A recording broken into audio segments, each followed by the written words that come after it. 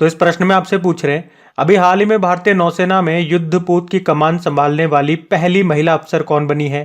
तो आंसर होगा प्रेरणा देवस्थली। तो कमांडर है ये वर्तमान में प्रेरणा देवस्थली, और अभी इनको भारतीय नौसेना में युद्धपोत की कमान संभालने वाली पहली महिला अधिकारी के रूप में नियुक्त किया गया है। तो प्रेरणा देवस्थली ये भारतीय नौसेना के पश्चिमी बेड़े के युद्धपोत की कमान संभालेंगी। और इस युद्धपोत का नाम क्या होगा? इस युद्धपोत का नाम है INS त्रिकंद। ये गोवा में स्थित है। INS त्रिकंद की थोड़ी बात करें तो सन 2000 में भारतीय नौसेना में इसको शामिल किया गया था, और इस युद्धपोत का नाम अंडमान निकोबार द्वीप समूह में एक द्वीप समूह है त्रिकंद, उसके नाम पे रखा गया। अच्छा, एक प्रश्न मैं आपसे पूछूं, बताओ भारतीय वायुसेना की पहली महिला पायलट का नाम क्या है? तो आंसर होगा पद्मा बंदोपाध्याय। तो इस प्रश्न में आपसे पूछ रहे हैं, अभी हाल ही में मध्य प्रदेश के मुख्यमंत्री कौन बने हैं? तो आंसर होगा मोहन यादव। आपको याद है अभी 5 राज्यों में विधानसभा इलेक्शन हुए, मिजोरम, तेलंगाना, छत्तीसगढ़, मध्य प्रदेश और राजस्थान। जिसमें मिजोरम की बात करें तो यहाँ पे ZPM यानी कि वहां की लोकल पार्टी है जोरम पीपुल्स मूवमेंट, इसके नेता को यहाँ पे मुख्यमंत्री चुना गया, उनका नाम है लाल दुहुमा। तेलंगाना में कांग्रेस की सरकार बनी, मुख्यमंत्री बने रेवंत रेड्डी। और छत्तीसगढ़, मध्य प्रदेश और राजस्थान में बीजेपी की सरकार बनी है, जिसमें अभी हम पढ़ रहे हैं मध्य प्रदेश में मुख्यमंत्री बन गए हैं मोहन यादव। आगे वाले प्रश्नों में हम छत्तीसगढ़ के बारे में भी पढ़ेंगे, लेकिन उससे पहले मध्य प्रदेश को क्लियर करते हैं। तो आपको याद रखना है मोहन यादव का नाम, ये मध्य प्रदेश के नए मुख्यमंत्री बन गए हैं। पहले मुख्यमंत्री कौन थे? शिवराज सिंह चौहान। अच्छा, यहाँ पे 2 डेप्यूटी CM भी बने हैं, उनके नाम है जगदीश देवड़ा और राजेंद्र शुक्ला। और अभी आपको याद हो तो हमने पढ़ा भी था कि विधानसभा के लिए चुने जाने के बाद केंद्रीय जो कृषि मंत्री हमारे नरेंद्र सिंह तोमर, उन्होंने अपने पद से इस्तीफा दे दिया था, तो अब उनको मध्य प्रदेश विधानसभा का अध्यक्ष बनाया गया है। ये भी एक्स्ट्रा फैक्ट मैं आपको बता दूं। और 5, चलो फिर बताओ, अभी हाल ही में विष्णु देव साय ये किस राज्य के मुख्यमंत्री बने? तो आंसर होगा छत्तीसगढ़। तो छत्तीसगढ़ के भी मुख्यमंत्री चुने जा चुके हैं, नाम याद रखना है विष्णु देव साय। बाकियों के आप जानते ही हो, जैसे अभी मिजोरम के बने थे लाल दुहोमा, तेलंगाना के बने रेवंत रेड्डी, मध्य प्रदेश के कौन बने? मोहन यादव, और छत्तीसगढ़ के विष्णु देव साय। और आप यूं भी कह सकते हो ये छत्तीसगढ़ के पहले आदिवासी मुख्यमंत्री बन गए हैं। इन्होंने कुनकुरी विधानसभा सीट से चुनाव जीता है, और यहाँ पे बीजेपी की सरकार है ना, तो बीजेपी ने 90 में से 54 सीटें जीती है। फिर बताइए, अभी हाल ही में राजस्थान के नए मुख्यमंत्री कौन बन गए? तो अभी 5 राज्यों में विधानसभा चुनाव हुए थे, 4 के बारे में हम पढ़ चुके हैं, ये 5वां बाकी था, अब यहाँ पे भी बन गए मुख्यमंत्री। एक बार मैं 5 आपको फिर से रिवाइज कराऊंगा, लेकिन पहले इनके बारे में जान लेते हैं। और अब राजस्थान वालों, आपके यहाँ पे बीजेपी का शासन आ चुका है, और अब राजस्थान के नए मुख्यमंत्री बन गए हैं भजन लाल शर्मा। तो बस अब घर पे बैठो और भजन करो। तो इसको ऐसे याद रखना है। आपको पता है बीजेपी का एक मेन मुद्दा रहा है मंदिर, और मंदिर में क्या होते हैं? भजन होते हैं। तो भजन करो और मस्त रहो। भजन लाल शर्मा, ये एक ट्रिक बन गई है। ट्रिक बताइए मैंने, है ना, इसको सीरियसली मत ले लेना, है ना, यूं मत समझना मैं किस पे व्यंग मार रहा हूं। तो भजन लाल शर्मा राजस्थान के नए मुख्यमंत्री बन गए हैं। इनके अलावा 2 डेप्यूटी CM भी बने हैं, जिनके नाम दिया कुमारी हैं और प्रेमचंद बैरवा हैं। और वासुदेव देवनानी, इनको राजस्थान विधानसभा का स्पीकर चुना गया है। ये जो भजन लाल शर्मा है, ये भरतपुर के रहने वाले हैं, और जयपुर की सांगानेर विधानसभा से पहली बार विधायक चुने गए हैं। और अगर देखोगे तो व्यक्ति के रूप में ये राजस्थान के 14वें मुख्यमंत्री हैं। राजस्थान के पहले मुख्यमंत्री कौन थे? हीरालाल शास्त्री थे। पहले गवर्नर यहाँ के थे सरदार गुरुमुख निहाल सिंह, और राजस्थान की एकमात्र महिला मुख्यमंत्री रही हैं वसुंधरा राजे। तो राजस्थान के अलावा बाकी जो 4 राज्य हैं जहाँ पे अभी नए मुख्यमंत्री बने, उनको भी रिवीजन करो। देखो, मिजोरम की बात करें पहले, तो JPM पार्टी यानी कि वहां की लोकल पार्टी है जोरम पीपुल्स मूवमेंट, इसके मुख्यमंत्री बने थे कौन? लाल दुहुमा। तेलंगाना के बने थे कांग्रेस पार्टी आई है, और यहाँ के मुख्यमंत्री बने रेवंत रेड्डी। छत्तीसगढ़ में हमने देखा, छत्तीसगढ़, MP और राजस्थान तीनों में बीजेपी है। छत्तीसगढ़ में विष्णु देव साय बने, मध्य प्रदेश में मोहन यादव बने, और राजस्थान हमने देख ही लिया भजन लाल शर्मा।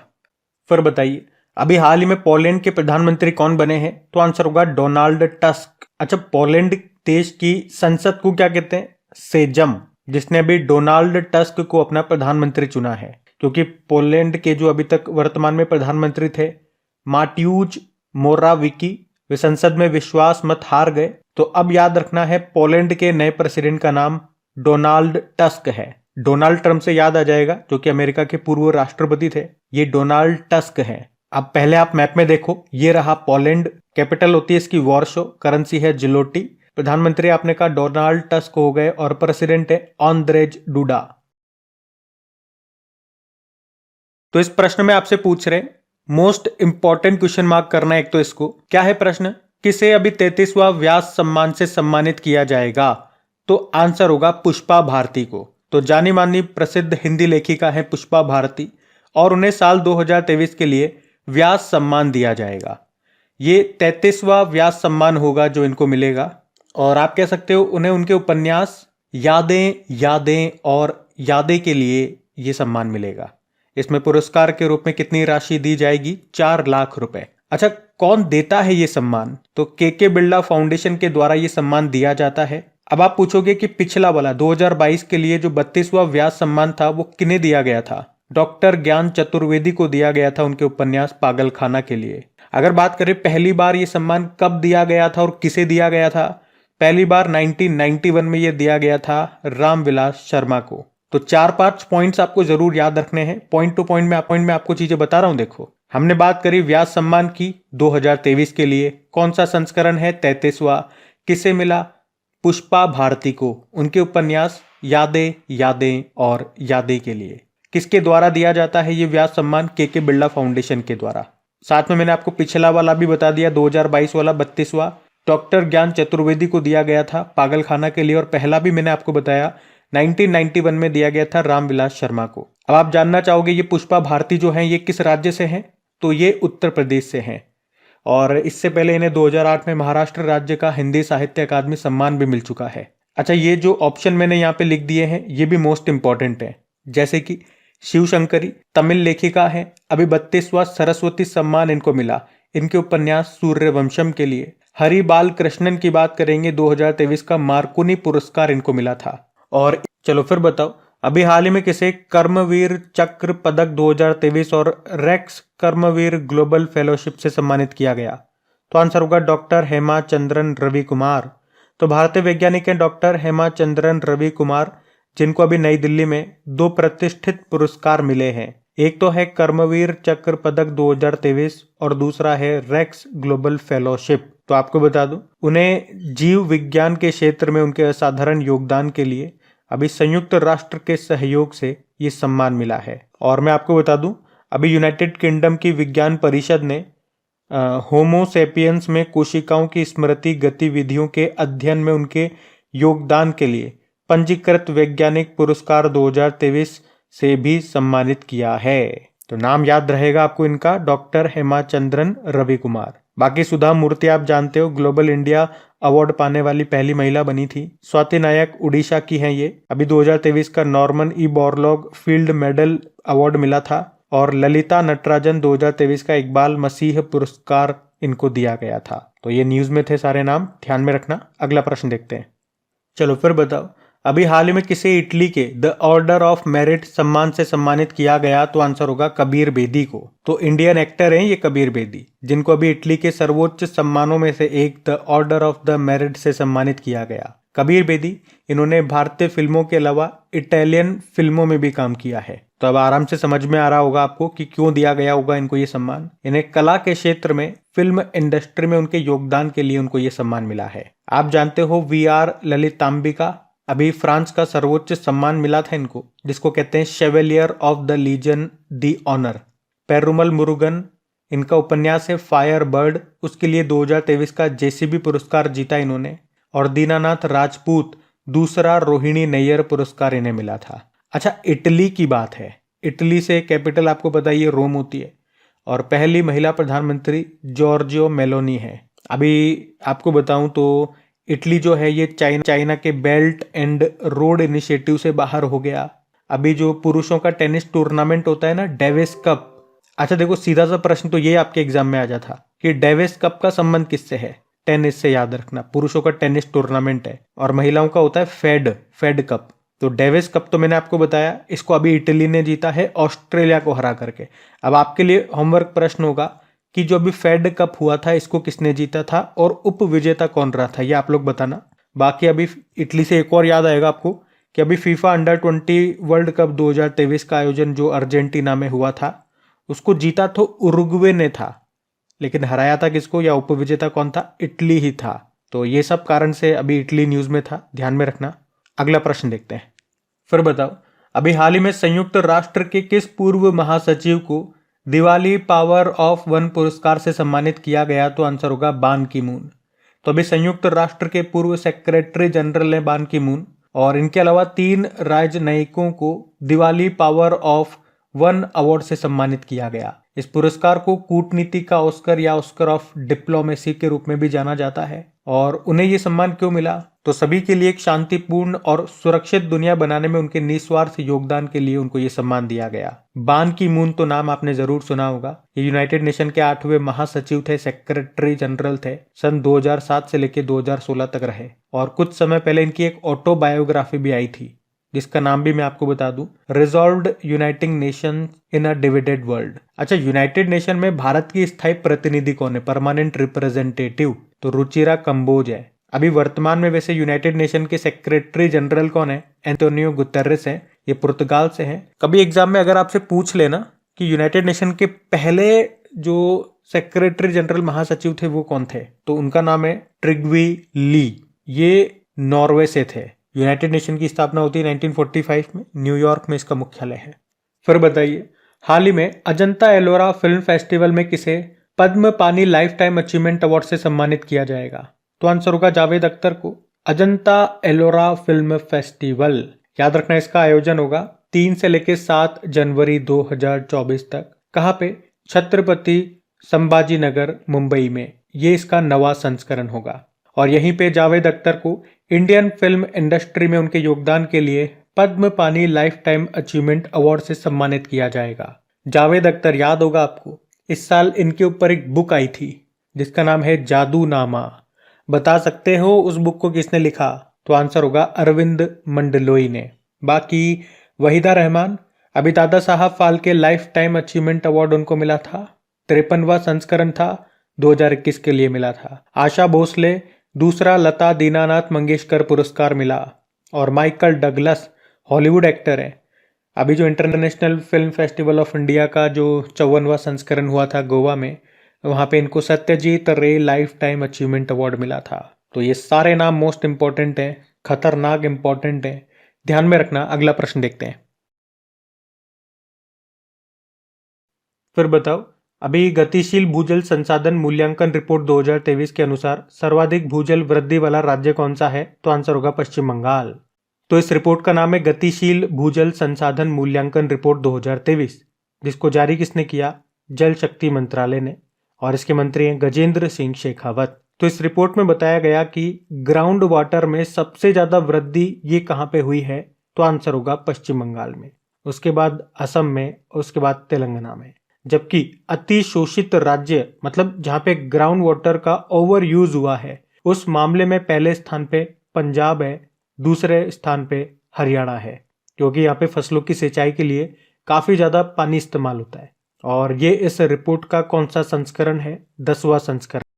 चलिए फिर बताइए, QS world university sustainability ranking 2024 में पहले स्थान पर कौन है? तो आंसर होगा टोरंटो विश्वविद्यालय। तो QS world university sustainability ranking 2024, यहाँ पे सस्टेनेबिलिटी वर्ड आ गया, इसका मतलब पर्यावरण शिक्षा पर फोकस करके ये लिस्ट जारी की गई है। जहां पर भी सस्टेनेबिलिटी वर्ड आपको देखने को मिले ना, तो कहीं ना कहीं उसका संबंध आप पर्यावरण से जरूर समझें।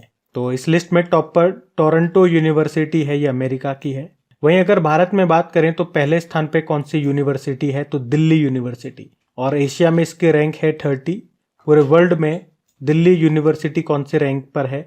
220वें स्थान पर है। और आप कह सकते हो टॉप 300 में एकमात्र भारतीय यूनिवर्सिटी दिल्ली यूनिवर्सिटी ही है। फिर बताओ, सिप्री की वैश्विक 100 हथियार उत्पादक कंपनियों की सूची में भारत की किस कंपनी को शामिल किया गया? तो आंसर होगा ये सभी, उपर्युक्त सभी। तो सिप्री ये स्टॉकहोम का एक इंस्टीट्यूट है, स्टॉकहोम ये स्वीडन में है। और अभी इसने वैश्विक 100 हथियार उत्पादक कंपनियों की लिस्ट जारी की है। इसमें 3 भारतीय कंपनियां भी शामिल हैं, जिसमें सबसे पहले स्थान पे है हिंदुस्तान एरोनॉटिकल लिमिटेड। ये इस लिस्ट में, यानी कि आप कह सकते हो पूरे विश्व में 41वें नंबर पर है। और BEL भारत इलेक्ट्रॉनिक्स लिमिटेड ये इस लिस्ट में 63 नंबर पर है। और मझगांव डॉक्स ये इस लिस्ट में 89 नंबर पर है। अच्छा, आप जानना चाहोगे पूरे विश्व में पहले स्थान पे कौन है इस लिस्ट में? तो लॉकहीड मार्टिन कंपनी, ये अमेरिकी कंपनी है, तो ये भी ध्यान रखना। अगला प्रश्न देखते हैं। फिर बताओ, Forbes Asia heroes of philanthropy 2023 सूची में किसे स्थान मिला है? तो आंसर होगा इन सभी को। Forbes Asia heroes of philanthropy 2023 की सूची आई है। फिलैंथ्रोपी मतलब हो गया परोपकारी, मतलब सामाजिक सरोकार करने वाले। तो इसमें 15 परोपकारी शामिल किए गए हैं इस पूरी लिस्ट में। इस बार ये इसका 17वां संस्करण है और इन 15 में से 3 भारतीय आपको मिलेंगे। एक है नंदन नीलेकणी, ये इन्फोसिस के को फाउंडर है। केपी सिंह डीएलएफ के चेयरमैन है और निखिल कामत जरोदा के अध्यक्ष है। तो ये एजुकेशन में, रिसर्च में, आर्टिफिशियल इंटेलिजेंस में ये सहायता कर रहे हैं, इसीलिए इनका नाम यहाँ पे शामिल किया गया है। चलो फिर बताओ, हाल ही में वैश्विक जलवायु परिवर्तन प्रदर्शन सूचकांक में भारत कौन से स्थान पर है? तो आंसर होगा 7वें स्थान पे। यहाँ हम बात कर रहे हैं क्लाइमेट चेंज परफॉर्मेंस इंडेक्स की। इसको किसने जारी किया? जर्मन वॉच संस्थान है। मतलब ये इंडेक्स बताता है कि जो क्लाइमेट चेंज हो रहा है, जो जलवायु परिवर्तन हो रहा है, उसको रोकने के लिए कौन सा देश कितना काम कर रहा है, उसके बिहाफ पे ये रैंकिंग तैयार की गई है, ये इंडेक्स तैयार किया गया। लेकिन इसकी खास बात बताऊं, इसमें टॉप 3 देशों में किसी को भी नहीं रखा। मतलब पहला, दूसरा और तीसरे रैंक पे कोई भी देश नहीं है। क्यों नहीं है? क्योंकि किसी भी देश ने इस रैंकिंग पर आने के जो क्राइटेरिया होते हैं, जो योग्यता होती है, उसको हासिल नहीं किया। तो फिर चौथे नंबर पे कौन सा देश आएगा? डेनमार्क है। 5वें पे एस्टोनिया है। 6ठे पे फिलीपींस हो गया और फिर भारत 7वें नंबर पर है। पिछली बार हमारी 8वीं रैंक थी, तो इस बार हमने एक इंप्रूवमेंट ही किया है। सबसे लास्ट में कौन है? लास्ट 67 नंबर पे है सऊदी अरब। चलो फिर बताओ, अभी हाल ही में वर्ष 2023 के अंत में एटीपी रैंकिंग में शीर्ष स्थान किसे मिला? एटीपी मतलब एसोसिएशन ऑफ टेनिस प्रोफेशनल। तो आंसर होगा नोवाक जोकोविच। तो टेनिस एटीपी रैंकिंग की बात कर रहे हैं यहाँ पे, और इसमें पुरुषों में टॉप पर नोवाक जोकोविच है। याद रखना, ये सर्बिया के टेनिस प्लेयर हैं। और आप जानते ही होंगे 2023 में इन्होंने 3 ग्रैंड स्लैम जीते थे, ऑस्ट्रेलियन ओपन, फ्रेंच ओपन और यूएस ओपन। वैसे इनके पूरे जीवन काल में टोटल 24 ग्रैंड स्लैम जीते इन्होंने। और आप कह सकते हो टोटल 24 ग्रैंड स्लैम जीतने वाले ये पहले टेनिस प्लेयर हैं। अब आप कहोगे कि यार साल में तो 4 ग्रैंड स्लैम होते हैं, 3 इन्होंने जीत लिए, एक कौन सा रह गया? Wimbledon open. उसको जीता था कार्लोस अल्काराज ने। वो स्पेन के प्लेयर हैं और वो इस रैंकिंग में दूसरे स्थान पर हैं। और आप ये पॉइंट भी कह सकते हो कि नोवाक जोकोविच 8वीं बार फर्स्ट रैंक पे रहे हैं। 8वीं बार पहली रैंक इन्होंने हासिल की है। अच्छा, ये तो पुरुषों की रैंकिंग की हमने बात कर ली। यहीं पे अगर महिलाओं की रैंकिंग की हम बात करें तो उसमें टॉप पर ईगा स्विटेक है। ये पोलैंड की टेनिस प्लेयर हैं। अब आप लोग मुझे बताएंगे, साल में जो 4 ग्रैंड स्लैम होते हैं, Australian open, French open, Wimbledon open और यूएस ओपन, इसमें कौन सा वाला ग्रैंड स्लैम ईगा स्विटेक ने जीता था वुमेन सिंगल में? और आप जानते भी होंगे, अभी इन्फोसिस की ग्लोबल एम्बेसडर ईगा स्विटेक ही बनी थी राफेल नडाल के साथ। राफेल नडाल ये स्पेन के हैं। ध्यान रखना, ये पॉइंट्स बढ़ते आगे। फिर बताओ, अभी हाल ही में जारी मर्सर की quality of living city index 2023 में टॉप पर कौन है? तो आंसर होगा वियना। तो अभी मर्सर ने जीवन गुणवत्ता सूचकांक यानी कि quality of living city index 2023 को जारी किया है। मतलब इसमें यह बताया गया कि रहने योग्य सबसे ज्यादा अच्छा शहर कौन सा है। तो पूरी दुनिया में अगर बात करें रहने के मामले में सबसे अच्छा शहर, तो ये ऑस्ट्रिया की जो कैपिटल है वियना, वो है टॉप पे। आप मुझे बताएंगे वियना ये किस नदी के किनारे स्थित है? मैं आपको बता चुका हूं पहले भी कई बार, अभी आप कोशिश करो बताने की। और सेकंड नंबर पे स्विट्जरलैंड का शहर है ज्यूरिक और तीसरे पे है न्यूजीलैंड का ऑकलैंड। जबकि अगर भारत में बात करें रहने योग्य सबसे अच्छा शहर, तो आंसर होगा हैदराबाद। लेकिन इस पूरी लिस्ट में हैदराबाद 153 नंबर पर है। फिर पुणे की बारी आती है जो 154 पे है और बेंगलुरु 156 पे है। फिर बताओ, संयुक्त राष्ट्र के अनुसार कौन सा देश विश्व में अफीम का सबसे बड़ा स्रोत बन गया? तो आंसर होगा म्यांमार। तो भी संयुक्त राष्ट्र ने एक रिपोर्ट जारी की है और उसमें कहा है कि देश में गृह युद्ध के कारण लगातार तीसरे साल बढ़ती खेती के बाद म्यांमार 2023 में दुनिया में अफीम का सबसे बड़ा स्रोत बन गया है। 2022 में तालिबान के द्वारा नशीली दवाओं पर प्रतिबंध लगाने के बाद अफगानिस्तान में अफीम की खेती में 95% की कमी आई है। अच्छा, यहाँ पे एक प्रश्न मैं आपको एडिशनल करवा रहा हूँ, ध्यान से सुनना। दुनिया की तीसरी सबसे वैल्यूएबल टोबैको कंपनी कौन सी बन गई है? अफीम की बात चली है तो मुझे याद आ रहा है ये, तो आंसर होगा आईटीसी लिमिटेड। और म्यांमार से याद आएगा आपको कि मैंने एक प्रश्न भी आपसे पूछा है कई बार कि चक्रवात मोर्चा से प्रभावित लोगों की सहायता के लिए भारत ने एक ऑपरेशन शुरू किया था, उसका नाम ऑपरेशन करुणा है। और मोर्चा चक्रवात का नाम किसने रखा था? यमन ने। और अभी म्यांमार ने भी एक चक्रवात का नाम रखा था, उसका नाम क्या है? मिचोंग। मिचोंग का नाम म्यांमार ने रखा था। अभी भारत ने म्यांमार में सितवे बंदरगाह का संचालन भी शुरू कर दिया। बंदरगाह यानी कि पोर्ट, सितवे पोर्ट कहां पर है? म्यांमार में। म्यांमार की कैपिटल भी ध्यान रखना नेपिटो होती है, करेंसी है म्यांमार क्यात।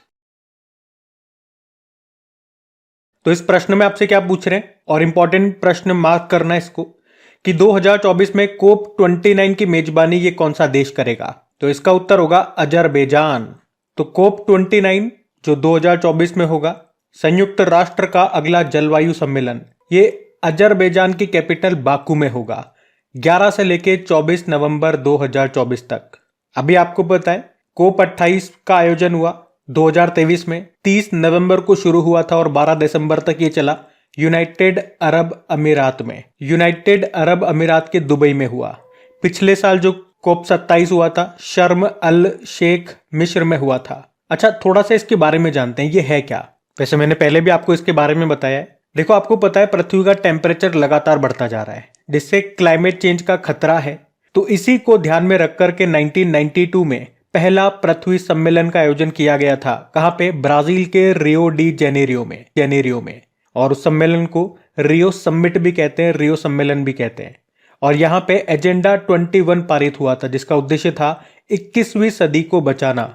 और इसी के अंतर्गत या इसी के लिए 1992 में UNFCCC का गठन किया गया। इसका फुल फॉर्म होता है United nation framework convention on climate change. और इसी को जिम्मेदारी दी गई कि पर्यावरण का ये ध्यान रखे। यहाँ पे आप ये भी थोड़ा सा ध्यान रखना कि UNFCCC का हेडक्वार्टर कहां पर है? बॉन, जर्मनी में है। मैंने अभी आपको बताया इसका गठन किया गया था 1992 में, लेकिन ये एक्शन में आया 1994 में। और इसके सदस्य देशों के बीच में जो बैठक होती है उसी को कहते हैं कोप, यानी कि कॉन्फ्रेंस ऑफ पार्टीज। और इसकी जो पहली बैठक है यानी कि कोप 1 का आयोजन ये 1995 में हुआ था जर्मनी के बर्लिन में। और मैंने आपको बताया था इसकी एक बैठक भारत में भी हो चुकी है। कब हुई थी और कहां पे हुई थी? तो सन 2002 में कोप 8 का आयोजन हुआ था भारत में, नई दिल्ली में।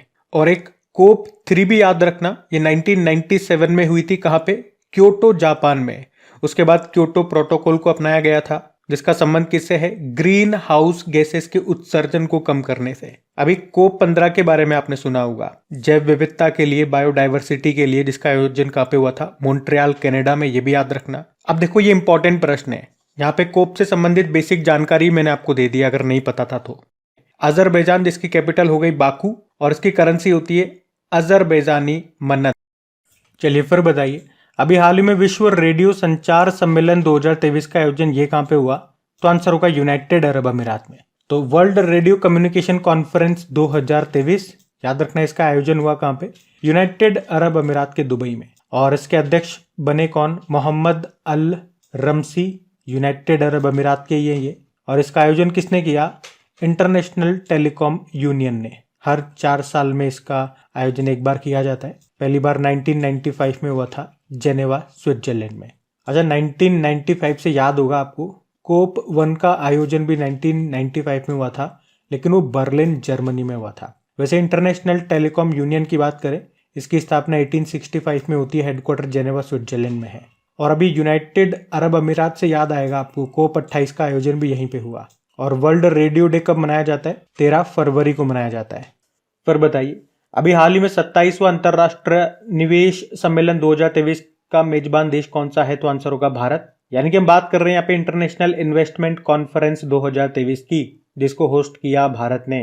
याद रखना, भारत में पहली बार इसका आयोजन हुआ है। कहां पे हुआ?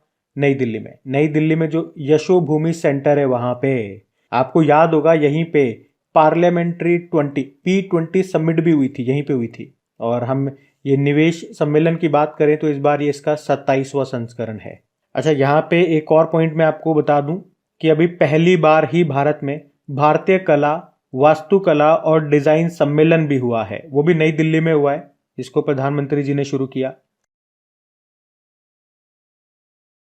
फिर बताओ, अभी हाल ही में अंतर्राष्ट्रीय पर्वत दिवस कब मनाया गया? तो आंसर होगा 11 दिसंबर को।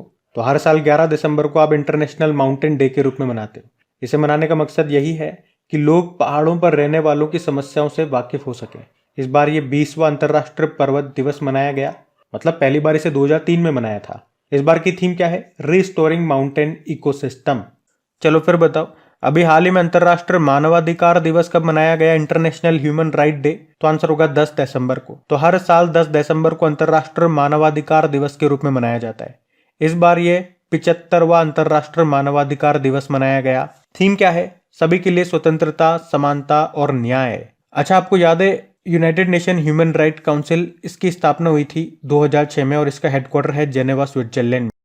चलो फिर बताओ, अभी हाल ही में अंतर्राष्ट्रीय सार्वभौमिक स्वास्थ्य कवरेज दिवस कब मनाया गया? तो आंसर होगा 12 दिसंबर को। तो हर साल 12 दिसंबर को यूनिवर्सल हेल्थ कवरेज डे के रूप में मनाया जाता है। और इस दिन को मनाने का उद्देश्य क्या है? कि हर किसी को हर जगह गुणवत्तापूर्ण किफायती स्वास्थ्य देखभाल तक पहुंच सुनिश्चित हो सके। इस साल हम 6वां यूनिवर्सल हेल्थ कवरेज डे मना रहे हैं और थीम क्या है? सभी के लिए स्वास्थ्य कार्रवाई का समय, health for all, time for action.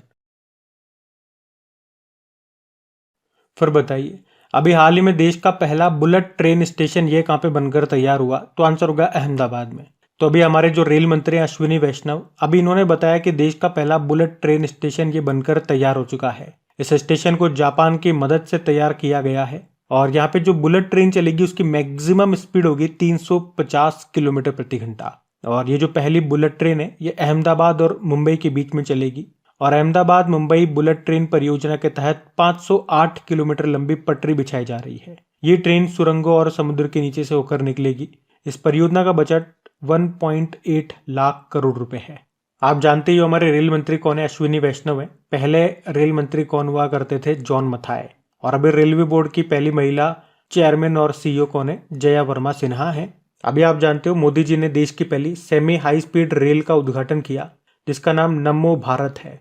पहले इसका नाम रैपिडेक्स रखा गया था। कहाँ से किया? साहिबाबाद से।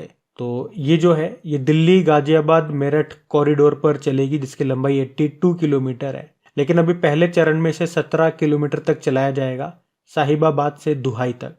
इतना नहीं पूछेंगे खैर आपसे एग्जाम में कहाँ से कहाँ तक चलेगी, नाम आपसे पूछेंगे, नाम याद रखना, नमो भारत।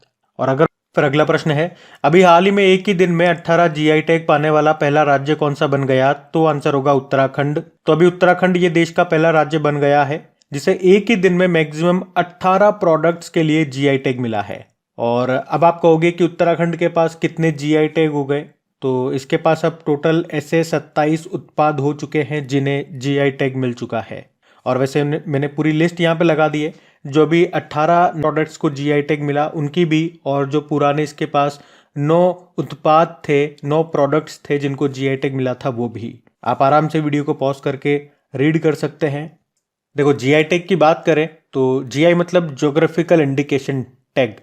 अधिनियम आया 1999 का, लागू हुआ 2003 में, पहली बार मिला था 2004 में दार्जिलिंग टी को जो कि पश्चिम बंगाल की है।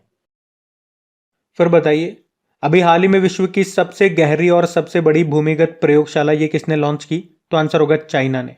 तो अभी चाइना ने दुनिया की सबसे गहरी और सबसे बड़ी भूमिगत प्रयोगशाला को लॉन्च किया है और इसका नाम है डर्फ, मतलब deep underground and ultra low radiation background facility for frontier physics experiment. Short में बोलोगे तो डर्फ। तो दक्षिण पश्चिम चीन के सिचुआन प्रांत में जिनपिंग पर्वत के नीचे इसे बनाया गया है इस लैब को। कितनी गहरी है ये?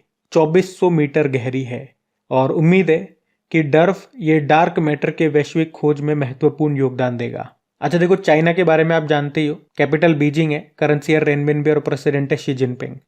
फिर बताइए, अभी हाल ही में केंद्र सरकार ने पहली शहरी बाढ़ शमन परियोजना को कहाँ मंजूरी दी? तो आंसर होगा चेन्नई। हम बात कर रहे हैं शहरी बाढ़ शमन परियोजना की, यानी कि फ्लड मिटिगेशन प्रोजेक्ट की।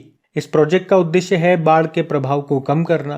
तो याद रखना, भी प्रधानमंत्री नरेंद्र मोदी जी ने भारत की पहली शहरी बाढ़ शमन परियोजना को मंजूरी दे दी है। क्यों? चेन्नई में बाढ़ से निपटने के लिए।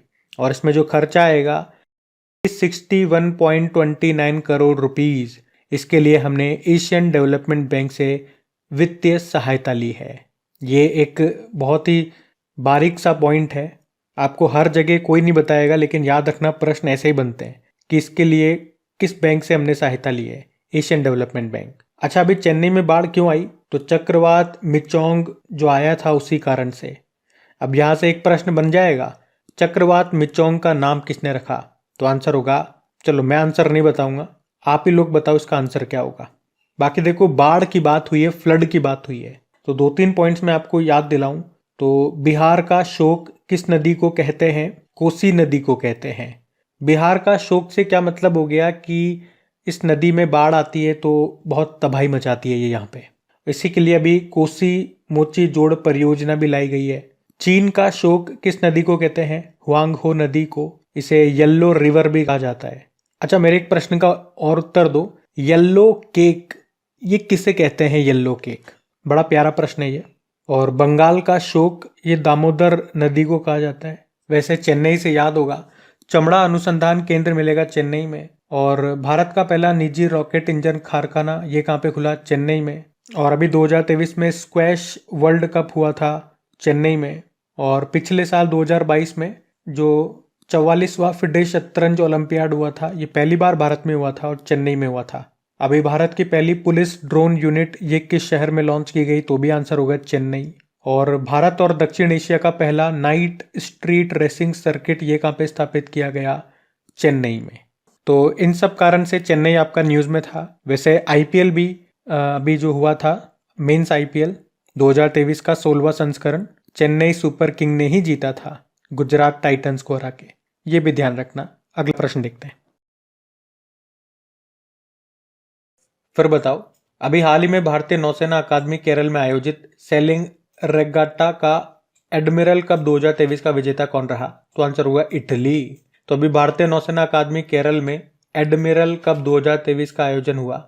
एडमिरल कप इसे ही बोलते हैं सेलिंग रेगाटा, यानी कि एक नौकायान रेस है ये। इसका आयोजन किसने किया? भारतीय नौसेना अकादमी ने होस्ट किया, केरल ने। केरल के एझिमाला जिले में इसका आयोजन हुआ, जिसमें विजेता रहा इटली और उप विजेता इसमें भारत था। चलो फिर बताओ, अभी हाल ही में आईसीसी ने किसे नवंबर 2023 के लिए men's player of the month चुना है? तो आंसर होगा ट्रेविस हेड को।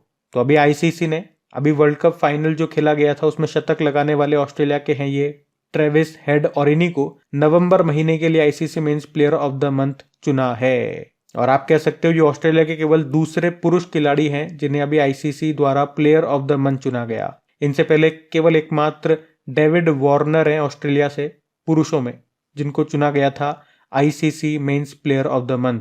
और कौन से महीने के लिए? नवंबर 2021 में चुना था उनको। और उसके बाद ये दूसरे ऑस्ट्रेलिया के पुरुष खिलाड़ी हैं, ट्रेविस हेड इनका नाम है। अच्छा, ये तो ICC men's player of the month हो गया। अगर महिलाओं में बात करेंगे तो महिलाओं में चुनी गई है बांग्लादेश की स्पिनर नाहिदा अख्तर। फिर बताओ, हाल ही में चर्चा में रहे प्रथमेश जावकर और परनीत कौर का संबंध किस खेल से है? तो आंसर होगा तीरंदाजी से। एक्चुअली में अभी ताइपे आर्चरी ओपन 2023 का आयोजन हुआ था 8 से लेकर 10 दिसंबर 2023 तक। कहाँ पे? चीनी ताइपे के ताओ युआन शहर में।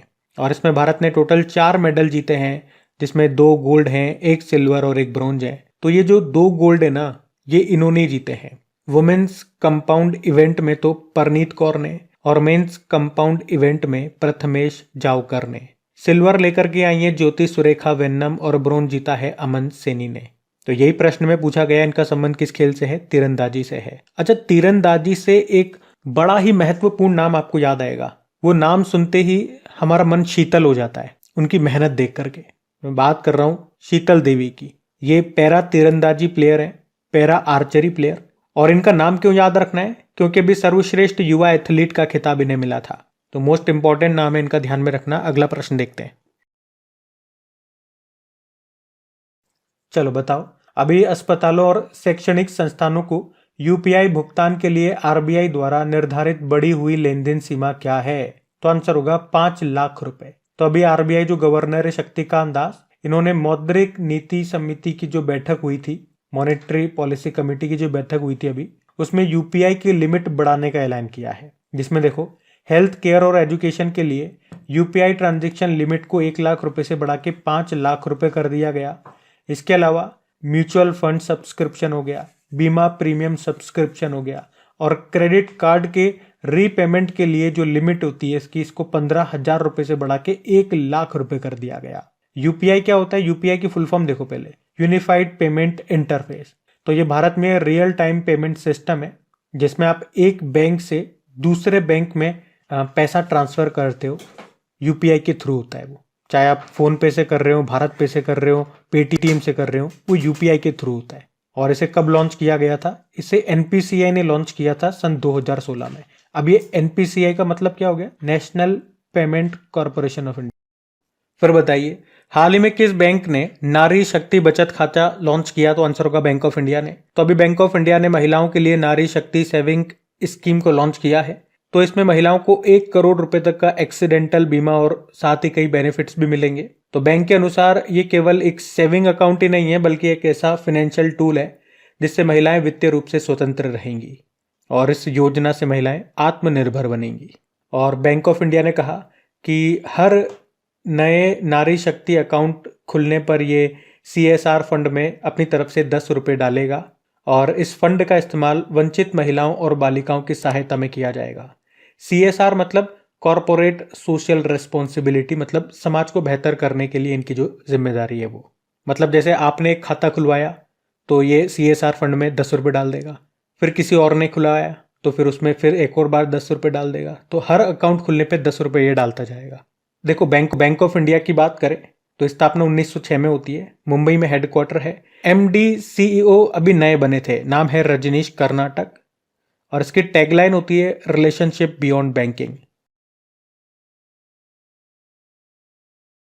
चलो फिर बताओ, अभी किस राज्य ने महालक्ष्मी योजना शुरू की? तो आंसर होगा तेलंगाना। आप जानते हो तेलंगाना के भी नए मुख्यमंत्री बने रेवंत रेड्डी।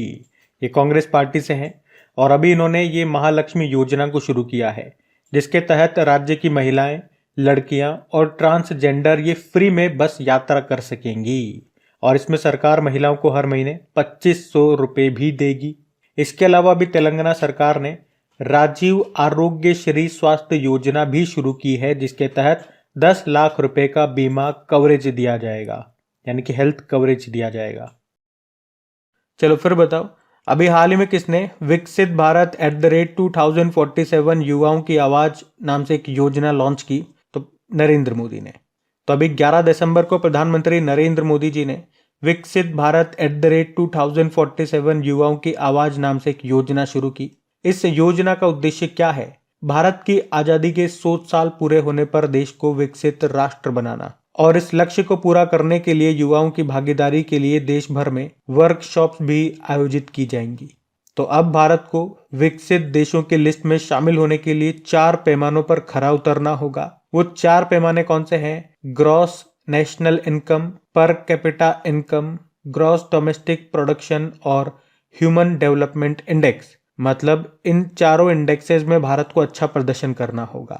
वैसे यूनाइटेड नेशन के अनुसार 2020 तक दुनिया में 126 विकसित देश यानी कि डेवलपिंग यूनाइटेड नेशन के अनुसार 2020 तक दुनिया में 126 विकासशील देश यानी कि डेवलपिंग कंट्रीज हैं और 36 विकसित देश यानी कि डेवलप्ड कंट्रीज हैं।